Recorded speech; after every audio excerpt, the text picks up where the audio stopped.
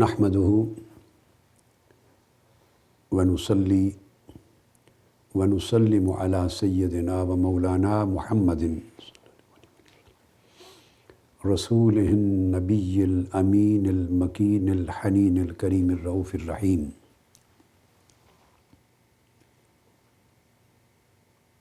وعلى آله الطيبين الطاهرين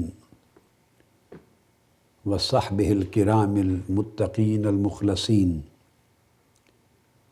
وأولياء أمته والصالحين وعلماء ملته العاملين أما بعد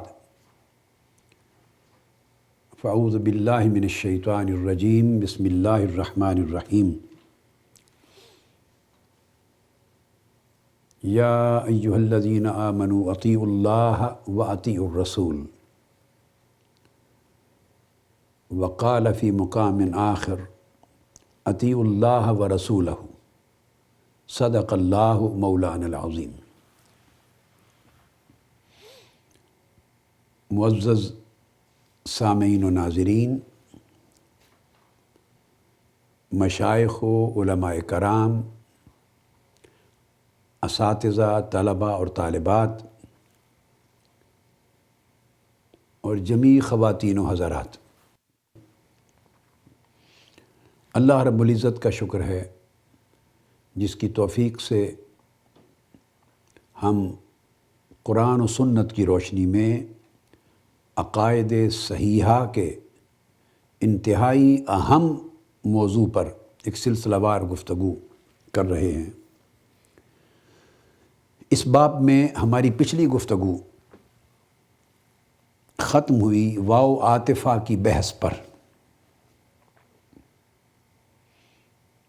اور ان تمام آیات کریمہ کی ہم نے تفسیر و تشریح کی، جن میں اللہ تبارک و تعالیٰ نے دو طرح سے قرآن مجید میں عطف وارد کیا ہے۔ ایک عطف اسم رسول کا اسم اللہ پر، یعنی الرسول کو بعد میں لائے، پہلے اللہ کو، اور درمیان میں واو کا عطف، کلمہ واو عاطفہ آئی ہے، اور ان دونوں کو مشترک کر دیا ہے، اللہ اور اس کے رسول کو جمع کر دیا ہے، اکٹھا کر دیا ہے، امر اطیعو، اطاعت کرو اس حکم میں۔ اور دوسری قسم اس عطف کی تھی جس میں اطاعت رسول کا عطف اطاعت الہی پر، یعنی اطاعت کا عطف اطاعت پر، فرمایا اطیعوا اللہ و اطیعوا الرسول۔ ان دونوں قسموں پر ہم نے گفتگو کی اور دونوں کی حکمتوں کو بھی بیان کیا، اور بعض ائمہ، محدثین اور مفسرین کے حوالہ جات سے بھی اپنی بات کو مزید تقویت دی اور اس کی توضیح کی۔ قرآن مجید کی ان آیات کے بیان کے بعد آج ہم ذکر کریں گے کہ حضور علیہ الصلوۃ والسلام کا اور صحابہ کرام کا اپنا اسلوب بیان یہی تھا کہ وہ واو عاطفہ کے ذریعے سوائے اس حکم کے جو اللہ تبارک و تعالیٰ کے لیے خاص ہے اور کسی مخلوق کے لیے، حتیٰ کہ کسی نبی اور رسول کے لیے بھی جائز نہیں ہو سکتا، جیسے الوہیت کا حکم ہے، خالقیت کا حکم ہے، تقویٰ کا حکم ہے، عبادت کا حکم ہے، ان کے علاوہ جمیع احکام میں اللہ تبارک و تعالیٰ نے جس طرح قرآن مجید میں جمع کیا ہے اپنے اسم کو اور رسول پاک صلی اللہ علیہ وسلم کے اسم کو، اسی طرح حدیث نبوی میں بھی اللہ اور اس کے رسول کے ناموں کو جمع کیا گیا ہے تاکہ وہ ان تمام احکام میں برابر درجے میں شریک ہوں۔ یہ جو میں نے لفظ بولا کہ برابر درجے میں ان احکام میں شریک ہوں، ایک سوال پیدا ہو سکتا ہے کہ یہ لفظ میں نے کہاں سے اخذ کیا؟ تو قبل اس کے کہ میں ان احادیث نبویہ کا حوالہ دوں، میں واو عاطفہ کی جو نحوی گفتگو ہے وہ تھوڑی سی آسان طریقے سے بیان کر دینا چاہتا ہوں تاکہ یہ بنیاد یہ بھی علمی ذہنوں میں رہے، اور اس کی بہت تفصیلات میں تاکہ یہ بحث ادق اور مشکل نہ ہو جائے نہیں جانا چاہتا۔ جتنے علماء ہیں عربی ادب کے اور نحات یعنی ائمہ نحو ہیں، یہ علم نحو کا موضوع ہے۔ آپ آسانی سے سمجھیں کہ عربک گرامر کا موضوع ہے، اور انہوں نے اپنی کتب میں جہاں حروف پر بحث کی ہے تو واو عاطفہ پر بھی بحث آئی ہے، اور واو عاطفہ پر بحث کرتے ہوئے کہ اس کا معنی کیا ہے، اس کے اثرات کیا ہیں، اس کے مقاصد کیا ہیں، اور یہ کیا کیا حکم مترتب کرتی ہے واو عاطفہ۔ اس پر بحث کر کے ایک چیز اسٹیبلش کر دی ہے، اور وہ یہ کہ واو عاطفہ دلالت کرتی ہے معطوف اور معطوف علیہ، یعنی واو عاطفہ کے بعد جو اسم آ رہا ہے وہ، اور واو عاطفہ سے پہلے جو اسم تھا وہ، یہ معطوف اور معطوف علیہ، جس پر عطف کیا گیا اور جس پر عطف ڈالا گیا، کہ معطوف اور معطوف علیہ دونوں اس حکم میں، واو عاطفہ کا معنی یہ ہے جمع ہوتے ہیں جس حکم کو وارد کیا جا رہا ہے ان دو ناموں کے لیے، دو اسماء کے لیے، دو فاعلوں کے لیے، دو شخصیتوں کے لیے، یا دو چیزوں اور دو امور کے لیے۔ تو صاف ظاہر ہے وہ جو واو عاطفہ آئی ہے اس سے پہلے ذکر ہے، جیسی تمام آیتوں میں اللہ کا ذکر ہے یا اللہ کی اطاعت کا ذکر ہے، اور واو یعنی اور، اینڈ، اس کے بعد پھر ذکر ہے ان تمام آیتوں میں یہ رسول پاک صلی اللہ علیہ وسلم کا الرسول یا اطاعت رسول کا صلی اللہ علیہ وسلم، یہ حضور کی ذات اقدس کا اللہ کی ذات کے ذکر کے ساتھ، یا رسول صلی اللہ علیہ وسلم کی اطاعت کا اللہ کی اطاعت کے ساتھ۔ اب یہ جو واو سے پہلے ذکر آیا ہے اللہ کا یا اللہ کی اطاعت کا، اور واو کے بعد رسول کا یا رسول کی اطاعت کا، تو واو عاطفہ کا معنی یہ ہے کہ وہ دونوں کو جمع کر دیتی ہے اس حکم میں، اور اقتران کر دیتی ہے اور تشریک پیدا کرتی ہے اس حکم میں، دونوں کو برابر درجے میں شریک کر دیتی ہے۔ اس کو کہتے ہیں الواو العاطفہ تدل علی الجمع والاقتران والتشریک۔ معطوف اور معطوف علیہ یعنی واو سے پہلے جس کا ذکر آیا اور واو اینڈ کے بعد جس کا ذکر آیا، ان دونوں کو جمع کرتی ہے اس حکم میں، یکجا کرتی ہے اور برابر شریک کرتی ہے۔ اس بحث کو بیان کیا گیا ہے ائمہ نحو کی ان تمام تفصیلات کو امام سبکی کو، اگر آپ پڑھیں الابہاج فی شرح المنہاج، اس کی جلد اول صفحہ 338، فرسٹ والیوم پیج 338 میں نحو کی یہ بحث واو عاطفہ کی، جس کا خلاصہ میں نے آسان طریقے سے بیان کر دیا، وہ پورا بیان کیا انہوں نے۔ اس طرح امام علامہ زرکشی البحر المحیط، یہ اصول کی کتابوں میں بھی یہ بحثیں آئی ہیں اور نحو کی کتابوں میں آئی ہیں، یہ اصول کی کتابیں، جلد 2 صفحہ 44 44۔ اور ابو سعید خلیل دمشقی، یہ الفصول المفیدہ فی الواو المزیدہ، اس کے صفحہ 74 پر، تو ان کتب میں اور دیگر کتب میں یہ بحثیں آئی ہیں۔ بعضوں نے کہا جمع و ترتیب کے لیے آتی ہے واو عاطفہ، واو کہ معطوف اور معطوف علیہ یعنی واو سے پہلے اور واو کے بعد جن کا نام لیا گیا ان کو جمع کرنا حکم میں اور اس کی ترتیب مقرر کرنا۔ مگر جمہور نے کہا کہ جمع و ترتیب تو ہوتی ہی ہے مگر تشریک کے لیے آتی ہے، اس حکم میں دونوں کو برابر درجے کا شریک کر دیا جاتا ہے تاکہ کوئی اس سے اختلاف نہ کر سکے۔ اس بحث کو پھر آگے ان کتب میں نے جو بیان کیا اس میں امام ابو علی الفارسی کی بھی بحثیں ہیں، ائمہ نحو جو بصری ہیں بصریون کی بحثیں ہیں، کوفیون کی بحثیں ہیں، ابو سعید الصرافی کی بحثیں ہیں، مختلف جو مذاہب اور سکولز ہوئے ہیں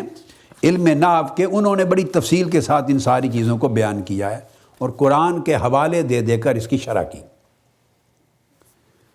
یہ تو وہ چیز ہے پہلی جو اس وقت میں آپ کے ذہن نشین کرنا چاہتا تھا کہ جب واو عاطفہ آ گئی تو اس کا حکم کیا ہے۔ تو واو عاطفہ آ جانے کا حکم یہ ہے کہ جب فرمایا اطیعوا اللہ والرسول، تو گویا اللہ اور اللہ کے رسول کو واو عاطفہ نے اطاعت کے واجب ہونے اور لازم ہونے اور فرض ہونے کے حکم میں برابر درجے کا شریک کر دیا۔ یہ تشریک ہو گئی۔ اب رسول کی اطاعت کا واجب ہونا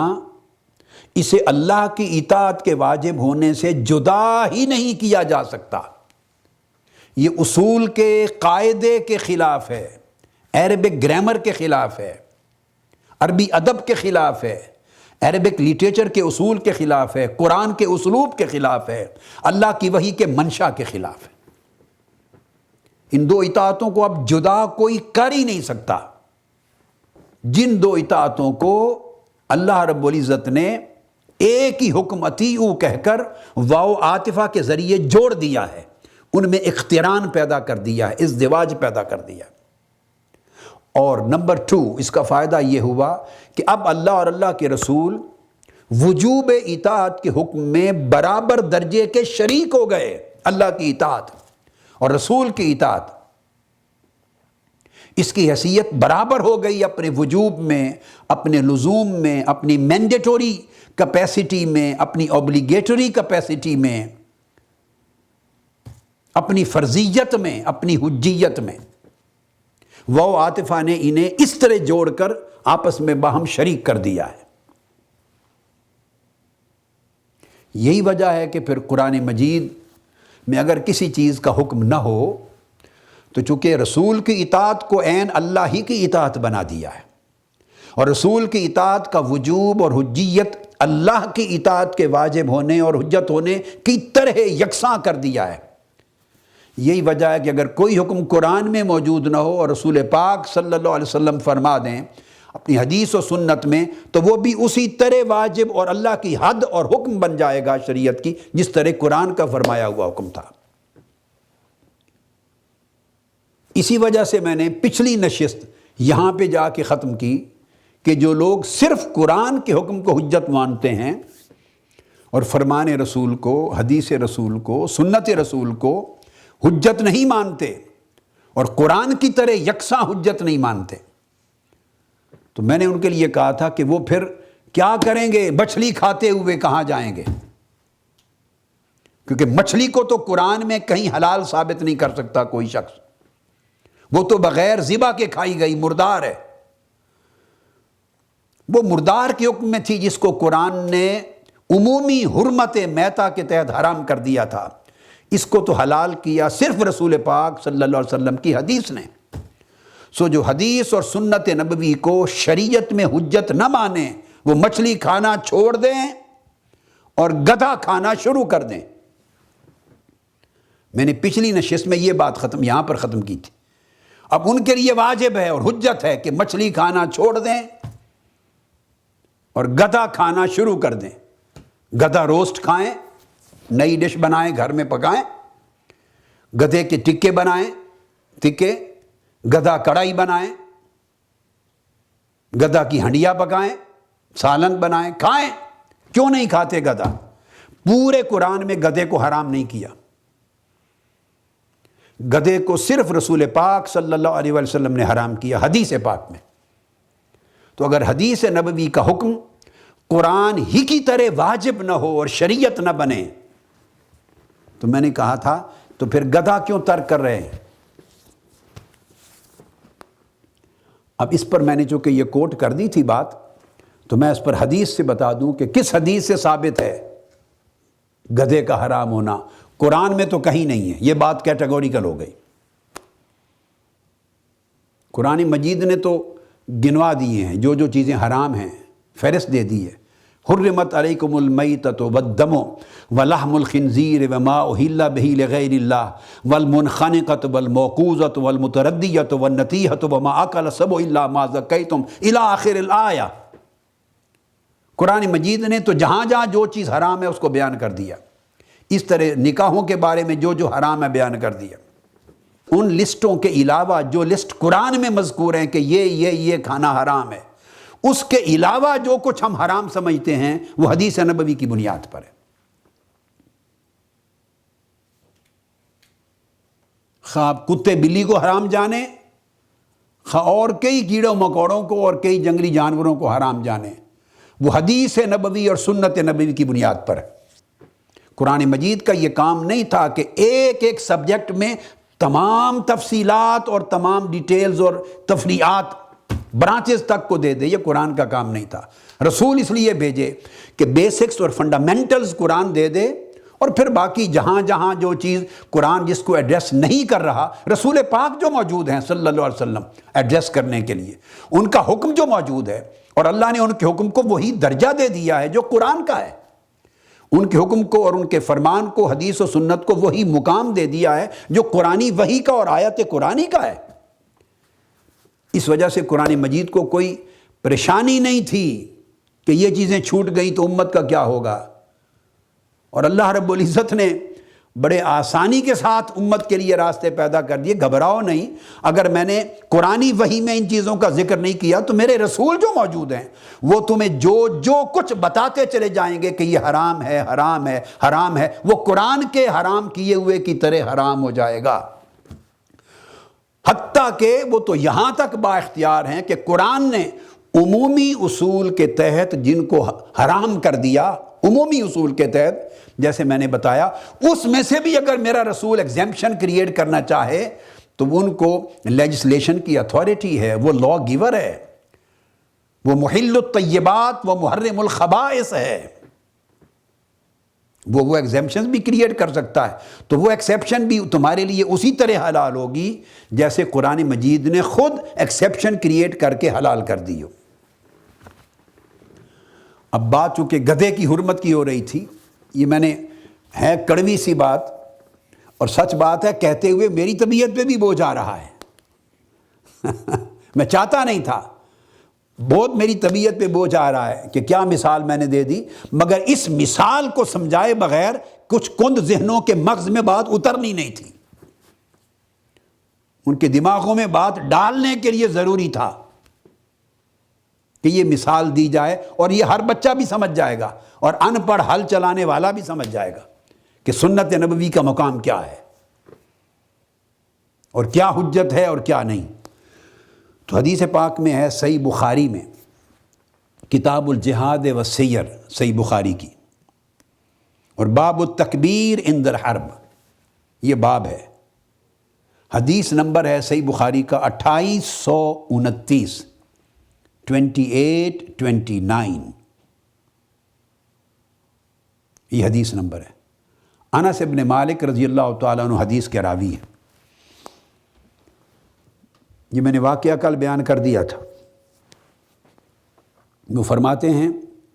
قال فنادا مناد النبی صلی اللہ علیہ وآلہ وسلم، آقا علیہ السلام نے ایک صحابی کو بھیجا منادی کرنے کے لیے،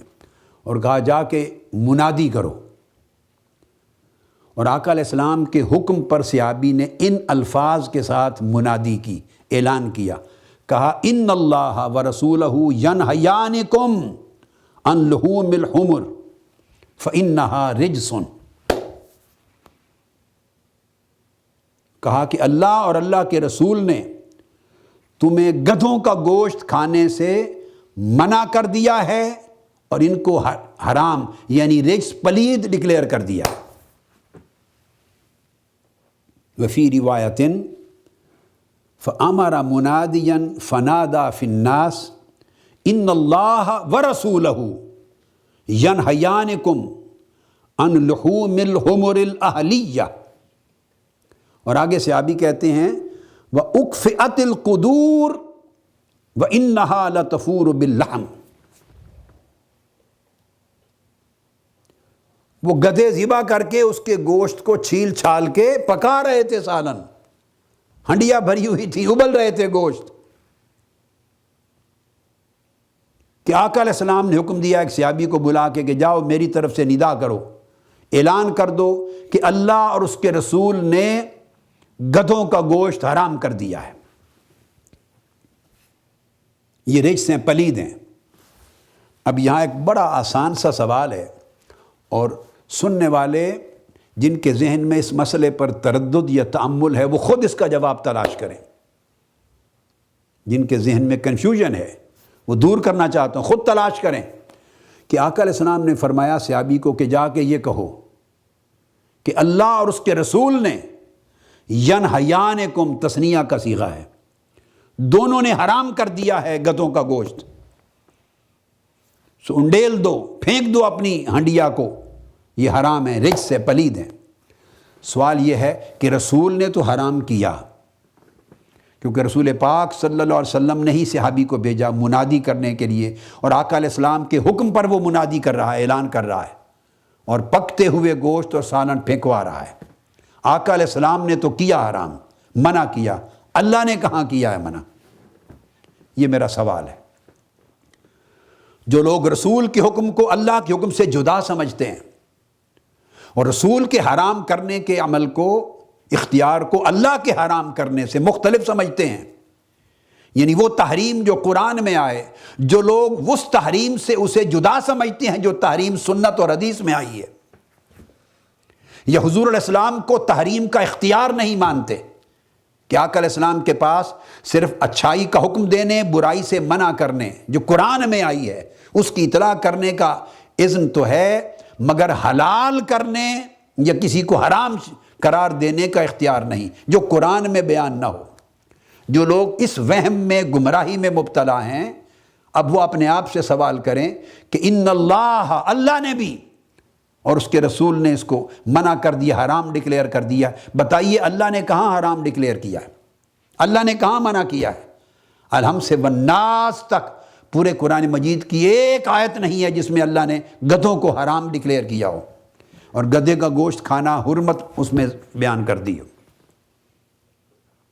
مگر رسول پاک صلی اللہ علیہ وسلم نے فرمایا جاؤ کہو اللہ اور اس کے رسول نے ینہیانکم، دونوں نے حرام کر دیا ہے، منع کر دیا گدھوں کا گوشت کھانا۔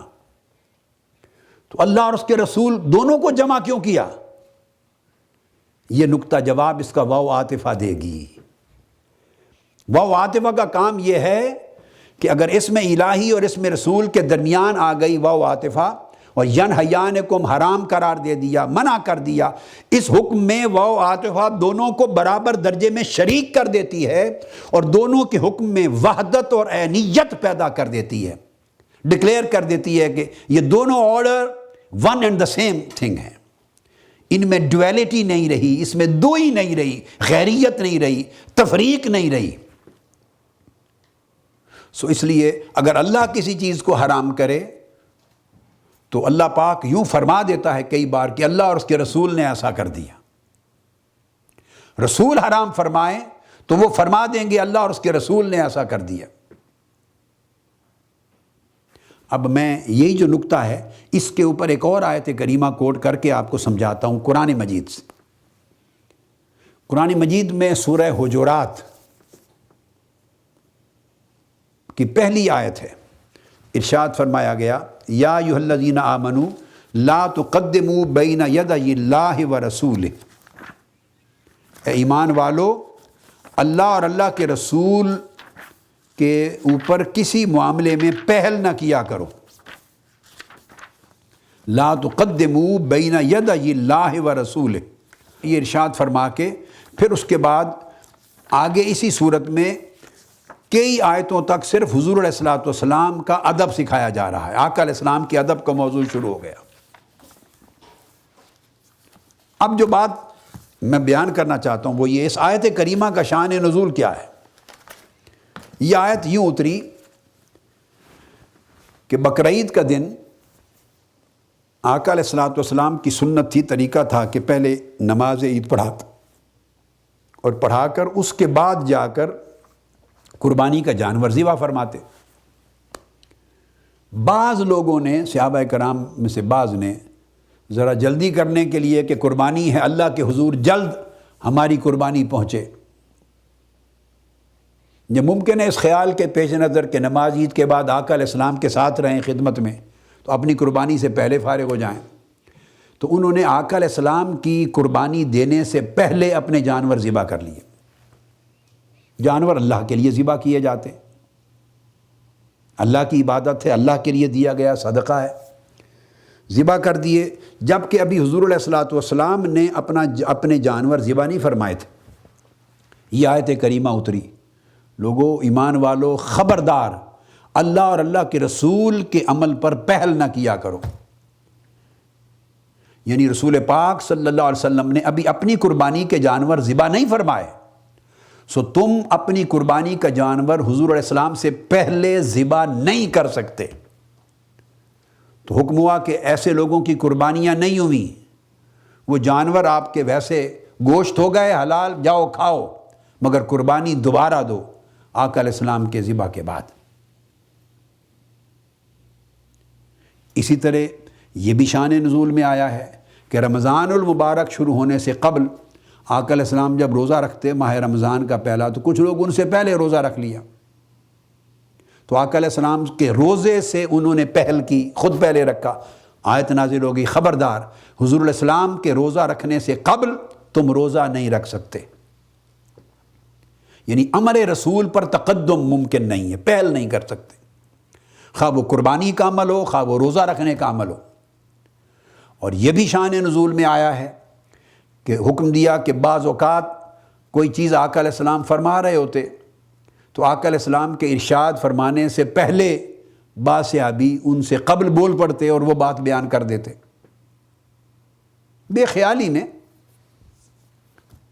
حکم آ گیا کہ رسول پاک صلی اللہ علیہ وسلم کے بولنے سے پہلے تم نہیں بول سکتے، چپ رہو، زبانیں بند رکھو، جب تک حضور علیہ السلام کلام نہ فرما لیں تم پہلے کلام نہیں کر سکتے۔ مختلف شان نزول ہیں، میں نے سارے جمع کر کے بیان کر دیے۔ شان نزول کی کتب میں، کتب حدیث میں، تفاسیر میں آئے ہیں۔ تو مطلب کیا ہوا کہ کچھ لوگ حضور علیہ السلام کے بولنے سے پہلے بولے، کوئی شخص اللہ کے بولنے سے پہلے نہیں بولا تھا۔ کہ اللہ کے بولنے کے ساتھ بندوں کے بولنے کا کیا موازنہ اور کیا مقابلہ؟ وہ آقا علیہ السلام کی مجلس میں بیٹھے ہیں، کون پہلے بول رہا ہے؟ آقا علیہ السلام نے کلام پہلے فرمایا یا صحابہ میں سے بعض نے؟ یہ تو مجلس کی بات ہے، اس کا اللہ تبارک و تعالیٰ کے کلام سے کوئی تعلق نہیں۔ یا بعض لوگوں نے اگر روزہ رکھ لیا پہلے تو حضور علیہ السلام پر تقدم کیا، پہل کی۔ اللہ تو روزہ نہیں رکھتا کہ اس سے کسی نے پہلے روزہ رکھنا ہے یا اللہ کے بعد رکھنا ہے۔ یا بعضوں نے اگر قربانیاں حضور علیہ السلام سے پہلے دے دی تو آقا علیہ السلام کی قربانی دینے سے پہلے دی، اللہ تو قربانی نہیں دیتا کہ اس کے عمل پہ پہل ہونا تھا۔ آپ نے دیکھا نا، ان تمام امور میں پہل عمل فعل رسول پر ہوئی تھی، فعل رسول پر، فعل الہی پر نہیں۔ مگر جب آیت کریمہ نازل ہوئی اور بارگاہ رسالت مآب صلی اللہ علیہ وسلم کا ادب سمجھانا مقصود تھا، حضور علیہ السلام کی عظمت صحابہ کرام کے دلوں میں مزید جاگزی متمکن کرنا مقصود تھی، امت کو آقا علیہ السلام کی عظمت اور رفعت اور آقا علیہ السلام کی عزت اور تعظیم اور تکریم اور ادب، اس کا تصور سمجھانا مقصود تھا، تو آقا علیہ السلام کا نام تنہا نہیں لیا کہ رسول پر پہل نہ کیا کرو، رسول کے روزے سے پہلے روزہ نہ رکھو، رسول کے کلام سے پہلے کلام نہ کرو، رسول کے قربانی دینے سے پہلے قربانی نہ دو، یعنی رسول کے کسی عمل پر تقدم نہ کرو، پہل نہ کرو، یوں نہیں کہا، بلکہ رسول کے نام کے ساتھ اللہ نے اپنا نام لیا اور واو عاطفہ لگا کر جوڑا، لا تقدموا بین یدی اللہ ورسولہ، اللہ پر اور اللہ کے رسول پر تقدم نہ کیا کرو۔ تو ایک بات واضح ہو گئی کہ ان تمام امور میں اللہ پر، ذات الہی پر، اللہ کی بارگاہ میں اللہ کی ذات یا اس کے کسی فعل پر تو تقدم نہ تھا، نہ ممکن تھا، نہ تصور کیا جا سکتا ہے۔ بھئی شان نزول ہے، تقدم، پہل تو سب کسی بھی صورت میں جو ہوئی تو حضور علیہ السلام کے فعل پر ہوئی۔ اب اللہ پاک ان کو روکنا چاہتے ہیں کہ خبردار، کوئی شخص میرے محبوب کے کلام سے پہلے زبان نہ کھولے، کوئی شخص میرے محبوب کے عمل سے پہلے وہ عمل نہ کرے، کوئی شخص میرے محبوب کے اس فعل کے سامنے جو وہ کرنے والے ہیں اس سے پہلے وہ فعل صادر نہ کرے۔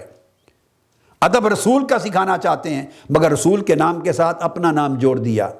لا تقدموا بین یدی اللہ ورسولہ، خبردار اللہ اور اللہ کے رسول پر پہل نہ کیا کرو۔ سمجھانا مقصود یہ تھا کہ رسول کے کسی کلام اور عمل اور فعل پر پہل کرنا حقیقت میں اللہ پر گویا پہل کرنے کے مترادف ہے۔ کوئی ایسا عمل کرنا جس میں رسول کی بے ادبی ہو، وہ فقط رسول کی بے ادبی نہیں، وہ اللہ کی بے ادبی ہے۔ کوئی ایسا عمل جو بارگاہ رسالت مآب اور مجلس رسول صلی اللہ علیہ وسلم کے ادب کے خلاف ہو، وہ صرف مجلس رسول کے ادب کے خلاف نہیں، وہ حضور الہی، حضور الوہیت کے ادب کے خلاف ہے۔ ان کو عین یکدگر بنانا مقصود تھا کہ ادب رسول ادب الہی ہے، تعظیم رسول اللہ کی تعظیم و توقیر ہے۔ رسول کی مجلس کے آداب اس طرح ہیں گویا آپ اللہ کے حضور حاضر ہیں، اور وہ آداب ہیں، تو وہ ایک ادب ہے، ایک تعظیم ہے۔ سمجھانا یہ مقصود تھا، مگر اللہ نے اپنا نام اور رسول کا نام دونوں کو واو عاطفہ کے ذریعے جوڑ دیا۔ اللہ اور اللہ کے رسول پر پہل نہ کرو۔ تو آپ نے دیکھا وہاں فقط قرآن مجید کا بھی اسلوب یہ ہے کہ بات فقط رسول کی کرنی تھی، مگر اللہ پاک اپنے رسول کو تنہا نہیں رہنے دیتا۔ جہاں رسول کی بات ہوتی ہے خود کو ساتھ ملا دیتا ہے کہ کوئی میرے رسول کو کسی حکم کے باب میں تنہا نہ سمجھے، اور حضور علیہ السلام کے حکم کی اہمیت فقط حضور کی ذات کے حوالے سے متعین نہ کرتا پھرے، اور فرق جانتے ہوئے کہ رسول کا درجہ تو اللہ کے بعد ہوتا ہے، بے شک بعد ہوتا ہے، اس میں کوئی شک نہیں۔ خدا خدا ہے اور رسول رسول ہے، وہ خالق ہے، رسول مخلوق ہیں، وہ معبود ہے، رسول عبد ہیں، وہ مرسل ہے، رسول بنانے بھیجنے والا ہے، رسول اللہ کی طرف سے آنے والے ہیں، اس میں تو کوئی شک نہیں۔ مگر اس فرق کو سامنے رکھ کر کوئی رسول کے ادب کو گھٹا نہ بیٹھے ادب الہی کے مقابلے میں، کوئی رسول کی تعظیم اور توقیر کے حق کو کم نہ سمجھ لے اللہ کی تعظیم کے حق کے مقابلے میں، کوئی رسول کے ساتھ معاملہ ادب کرتے ہوئے اس کو ہلکا نہ جانے اللہ کے ساتھ معاملہ ادب کرنے کے مقابلے میں۔ اس فرق کو مٹانے کے لیے اللہ رب العزت نے ایک ہی حکم میں واو عاطفہ اور لگا کر اللہ اور اس کے رسول دونوں کے ادب کو یکجا کر دیا اور ایک مقام، ایک درجہ دے دیا۔ تو اللہ رسول کو تنہا نہیں رہنے دیتا، جہاں رسول کی بات ہوتی ہے خود کو ساتھ ملا کے ذکر کرتا ہے، اور جہاں اپنی بات ہوتی ہے وہاں رسول کو ساتھ ملا کے ذکر کرتا ہے۔ دونوں ناموں کو اللہ پاک دونوں ناموں کو اکٹھا جوڑ کے رکھتا ہے۔ ظالموں، خدا اپنا اور اپنے محبوب کا نام جوڑ کے رکھے اور آپ پھوڑنے پر تلے ہوئے ہیں، یہ دین کہاں سے سیکھا ہے آپ نے؟ خدا جوڑتا ہے، اللہ اور رسول کے نام کو آپ پھوڑتے ہیں۔ اللہ رب العزت یکجا کرتا ہے، آپ تنہا کرتے ہیں۔ اللہ اس فرق کو، حکم اطاعت کے فرق کو، حکم ادب کے فرق کو، حکم محبت کے فرق کو، حکم بیعت کے فرق کو، حکم تعلق کے فرق کو، حیا کے فرق کو، رضا کے فرق کو، عطا کے فرق کو، اللہ اور رسول کی چیزیں الگ نہیں، اللہ ان کے فرق کو مٹاتا ہے، آپ ان میں فرق ڈالتے ہیں۔ یہ کون سا قرآن ہے؟ یہ کون سی حدیث ہے؟ یہ کون سی شریعت ہے؟ یہ کون سا دین اسلام ہے؟ کس نے بھیجا ہے؟ کون لایا ہے؟ کس نے آپ کو دیا ہے؟ یہ وہ دین اسلام تو نہیں ہے جو اللہ نے بھیجا قرآن کی شکل میں، جو رسول پاک نے ہمیں امت کو دیا، یہ وہ نہیں ہے۔ وہ تو میں آپ کو سمجھا رہا ہوں پورا پڑھ کر۔ تو جو اس اسلوب قرآن میں تھا اسی اسلوب کو آقا علیہ السلام نے بھی اپنایا زندگی پر۔ جہاں اپنی بات ہوتی تو حضور اپنا ذکر بھی تنہا نہ کرتے، اللہ اپنا ذکر تنہا نہ کرتا، اپنے محبوب کا نام ساتھ ملاتا، سوائے عبادت اور ایسے خاص امور کے جو بندے کے لیے، رسول کے لیے جائز نہیں، صرف اللہ کا حق ہے۔ جہاں اپنی بات ہوتی احکام میں تو رسول کا نام ہر صورت ساتھ رکھتا،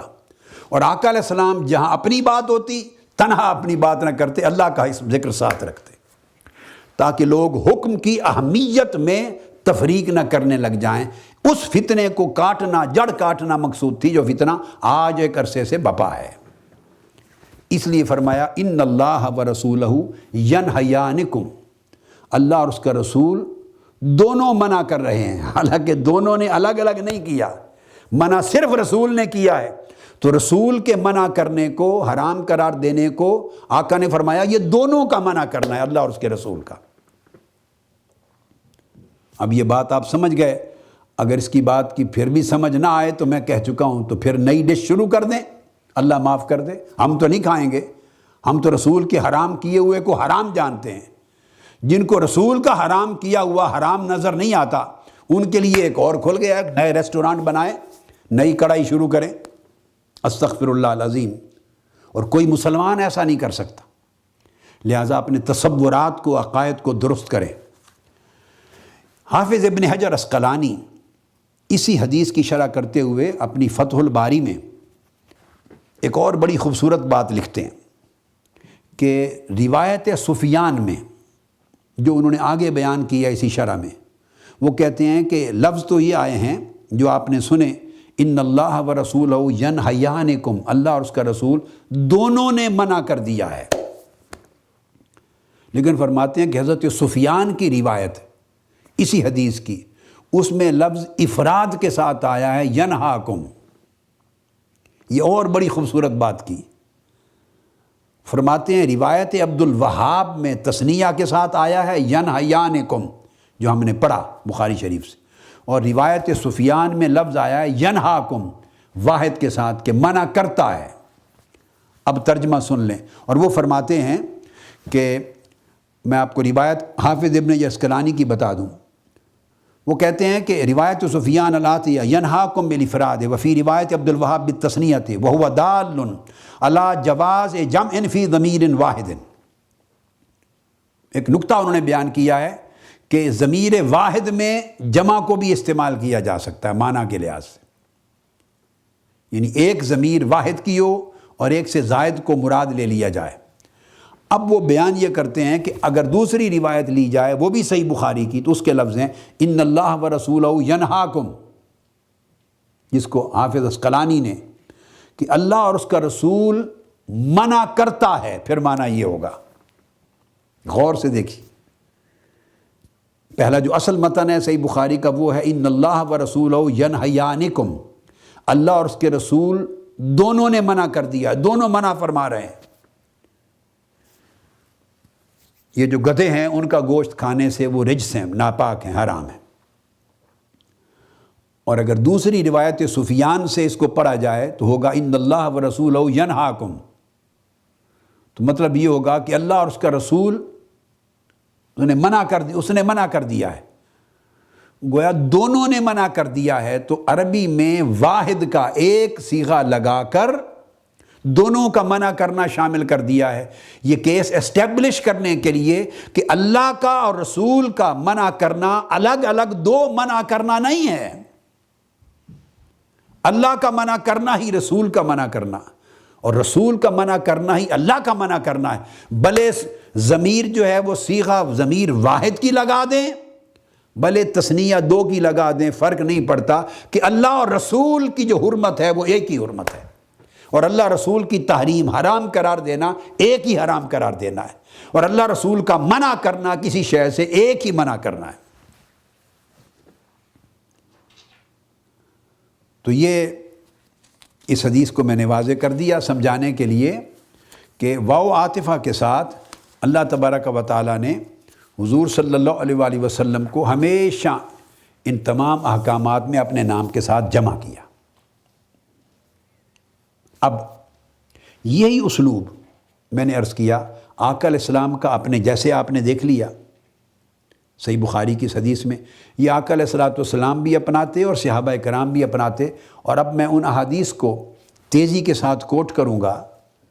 آج کی نشست میں تھوڑا ٹائم ہے، میں وہ دے لوں گا، پھر باقی اگلی نشست میں آئیں گی، سمجھانے کے لیے کہ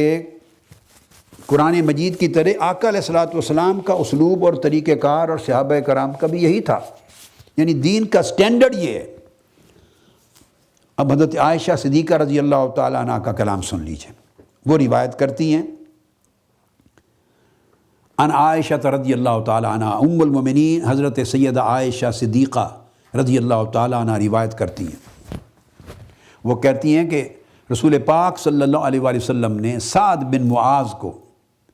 قالت ان رسول اللہ صلی اللہ علیہ وسلم قال لسعد بن معاذ فی قصۃ محاصرۃ بنی قریظہ، بنو قریظہ کا محاصرہ کیا گیا تھا، اس واقعہ میں حضرت سعد کو بھیجا فیصلہ کرنے کے لیے۔ حکم بنا کر، ثالث بنا کر۔ تو وہ جو انہوں نے فیصلہ کیا اس پر آقا علیہ الصلوۃ والسلام نے فرمایا حضرت سعد کو، انہوں نے کہا لقد حکمت بحکم اللہ و حکم رسولہ، سعد تو نے صحیح فیصلہ کیا اللہ کے حکم اور اللہ کے رسول کے حکم کے مطابق۔ حکم آقا علیہ السلام نے دیا تھا، مگر فرمایا تو نے اللہ اور اللہ کے رسول کے حکم کے مطابق فیصلہ کیا ہے۔ آقا علیہ السلام نے اسی طرح واو عاطفہ کے ساتھ اللہ کا حکم اور رسول کا حکم جوڑ دیا۔ تو نہ اللہ نے اپنے حکم اور رسول کے حکم کو کبھی پھوڑا اور جدا کیا، نہ رسول پاک صلی اللہ علیہ وسلم نے اپنے عمل میں اپنا حکم اور اللہ کا حکم اس کو کبھی جدا کیا، اکٹھا رکھا۔ اب ایک اور حدیث ہے، وہ ابو ہریرہ رضی اللہ تعالیٰ عنہ حدیث کے راوی ہیں، اور جو حدیث ابھی کوٹ کر رہا ہوں اس میں آقا علیہ السلام نے فرمایا انا اولا بالمؤمنین من انفسہم فمن ترک دینا فالیہ۔ یہ بھی متفق علیہ حدیث ہے بخاری مسلم کی، کہ میں مومنوں کی جانوں سے بھی زیادہ قریب ہوں ان کے۔ یہ لفظ بھی آقا علیہ السلام کے، آقا کی حدیث و سنت کے قیامت تک اہل ایمان کے لیے حجت ہونے پر دلالت کرتی ہے۔ میں ان کی جانوں سے بھی زیادہ رکھوالا ہوں، ان کی جانوں سے بھی زیادہ محبوب ہوں، ان کی جانوں سے بھی بڑھ کر ان کا محافظ و ذمہ دار ہوں، اور ان کی جانوں سے بھی بڑھ کر ان کے قریب ہوں۔ آقا علیہ السلام مومنوں کی جانوں سے بڑھ کر قریب ہونے کی بات کریں، ہم اپنی جانوں سے ان کی قربت کو دور کرنا چاہتے ہیں، کبھی ان کی محبت کو دور کرتے ہیں، کبھی ان کی ادب اور تعظیم کو دور کرتے ہیں، کبھی ان کی حدیث و سنت کی حجیت کو دور کرتے ہیں، ہم پتہ نہیں کس کس طریقے سے دور کرتے ہیں، استغفر اللہ۔ یہ حدیث تھی کہ میں مومنوں کی جانوں کے بھی زیادہ قریب ہوں، پر جو شخص فوت ہو جائے اور قرض اپنے ذمے چھوڑ جائے تو اس قرض کی ادائیگی میرے اوپر واجب ہے۔ یہ صحابہ کرام کو فرمایا کرتے تھے، جو قرض چھوڑ کے مر جائے تو اس کا قرض میں ادا کروں گا لوگوں کو، اگر وہ ادا کرنے کے اس کے ورثاء اہل نہیں تو لوگ اس کا قرض مجھ سے آ کے لے لیں۔ اب یہ جو روایت ہے اس کو کبھی کبھی آقا علیہ السلام یوں بھی بیان کرتے ہیں، میں وہ بتانا چاہ رہا ہوں، یہ معروف ہے حدیث۔ اب یہی کلمات آقا علیہ السلام کبھی کبھی یوں بھی کہتے، فرماتے قال فمن ترک دینا فإلی اللہ ورسولہ۔ یہ بات خاص تھی کہ جو شخص قرض چھوڑ کے مر جائے تو اس کے قرض کی ادائیگی اللہ اور اس کے رسول کے ذمے ہے۔ اب بولیے رسول پاک صلی اللہ علیہ وسلم کے ذمے تو ہو گئی کہ آپ نے اپنا ذمہ خود لے لیا، ذمے لے لی وہ قرض کی ادائیگی، اور فرمایا میں مومنوں کی جانوں سے بھی زیادہ قریب ہوں، سو ان کا قرض اگر کوئی ادا کرنے والا نہیں تو صحابہ کرام سے فرماتے میں ادا کروں گا۔ اپنے ذمے تو لے لی، اللہ کے ذمے کیسے ہوگی؟ اب ایک شخص کے پیسے ہیں، دوسرے ایک کے پاس 10,000،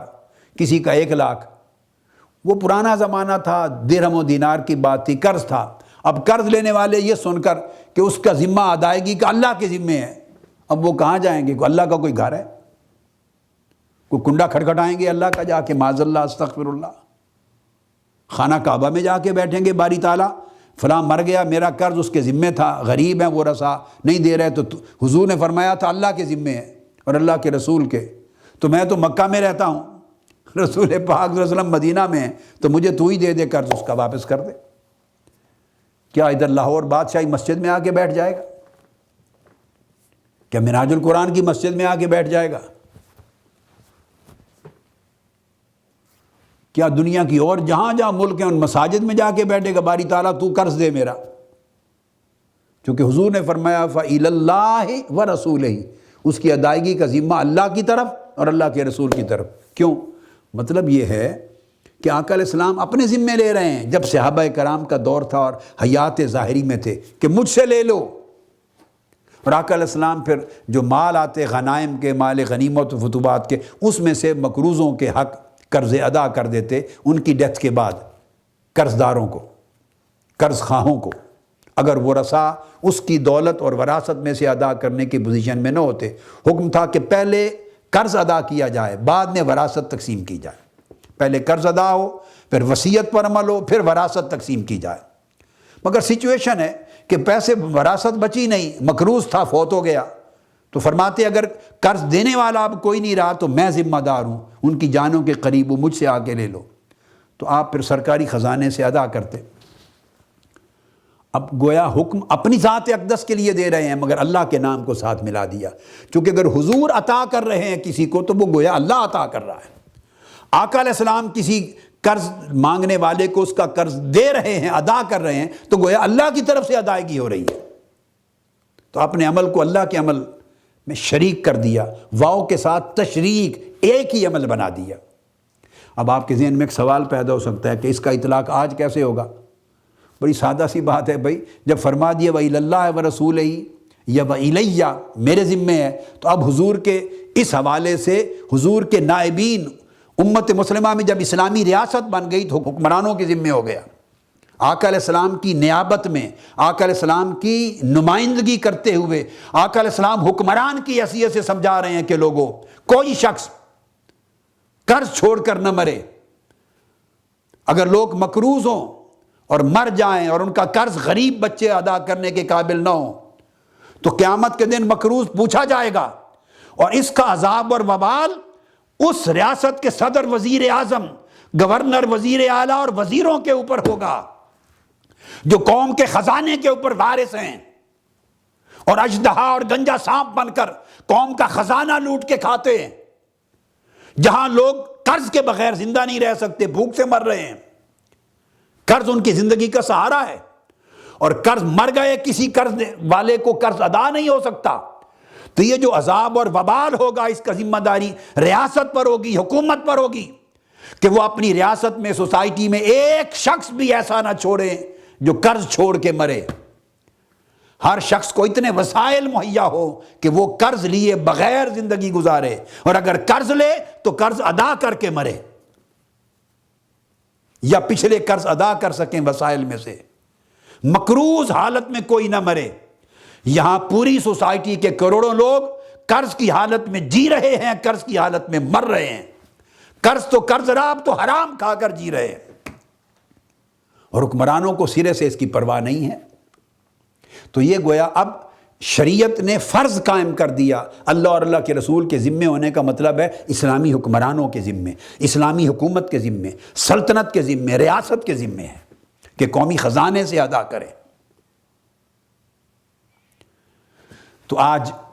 یہ ان دو حدیث کے بیان پر اکتفا کرتے ہیں، اور انشاءاللہ تعالی اگلی نشست سے اسی مضمون کو آگے تکمیل کریں گے۔